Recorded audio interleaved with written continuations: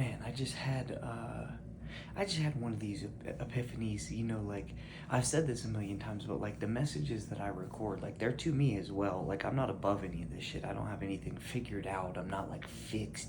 Like this is all process type stuff. And man, it just got so compressed and so just torched from everything that I was doing over the last like 2 months that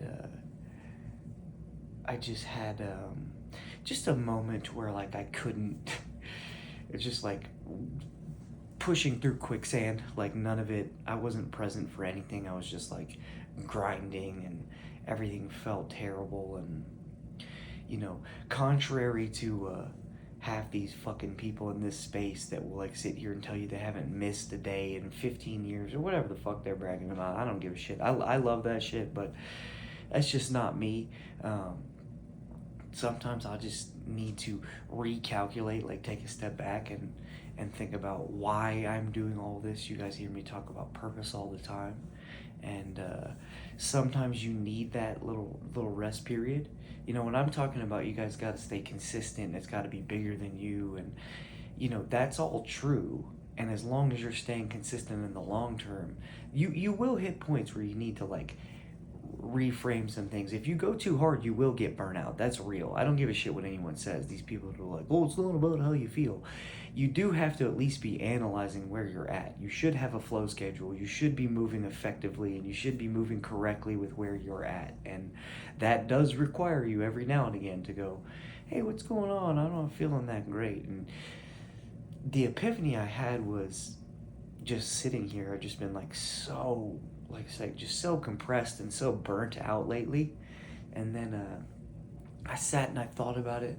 I sat here for about, I don't know, 20 minutes in silence. And what I really thought was, man, I don't have to do any of this stuff. I get to do this stuff. And I want to explain to you, that's how quick some of these mindset shifts can happen when you're dialed into yourself. Is I was sitting there beating up. I was like, oh man, I have all these things I have to do. And I started thinking like, man, I could not get to do any of these things. I could not get to chill with my boy any, that's a way that certain people live. And how ungrateful am I to call these things like, oh, I have to do all these things, I have to do all these things. It's funny how we'll do that. We'll make up chores, we'll fucking talk about them negatively. I was literally sitting here, I was fretting over the fact that I have to put together a brand new bed that I just got for my son, and I got like new furniture for my house that I need to like some of it I have to like put together.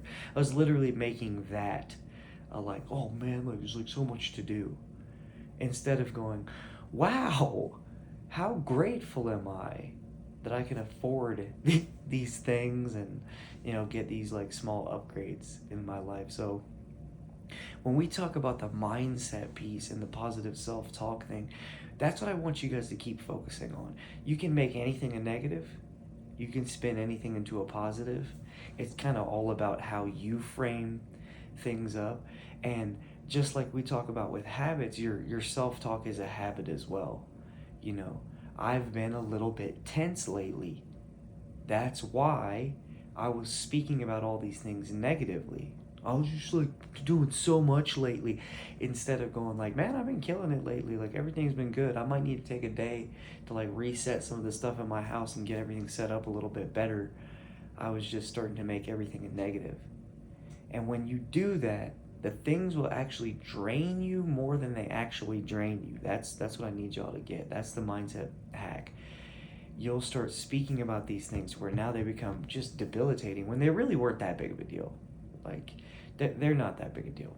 So hit me up if you need anything. I'm just putting this out there because I was thinking about that. It's like everyone's human. You do have to give yourself some space and some grace every now and again. But when I'm saying the things about being consistent, what I'm telling you guys, when you're doing that too much. When you're making up excuses, when I say listen to your conscience, why do you think I'm saying that? That's because this isn't a one-size-fits-all thing. The habits that you need to start building in are a one-size-fits-all thing. where you're at with them is not a one size fits all thing. You don't need to do everything that I do. I don't need to do everything that the people I listen to and the mentors I have say. I take what they give me and I go, that makes sense for me right now. I'm going to start curating it to me, what I need to work on next. And then I just keep pushing. You need to listen to your conscience. You'll know, guys. Do the morning sitting process thing. Get up early and sit for 30 minutes. What will happen is your conscience will tell you the things you're messing up on. Emotions will come up. You'll feel bad. That's called conviction. You'll feel bad. You'll go, I need to tighten up in these areas. That you need to do. You need to start working on those areas and ratcheting up your habits towards being better in those areas. I can't tell you that. Your soul will tell you that. Hit me up if you need anything, especially if you don't understand listening to your conscience.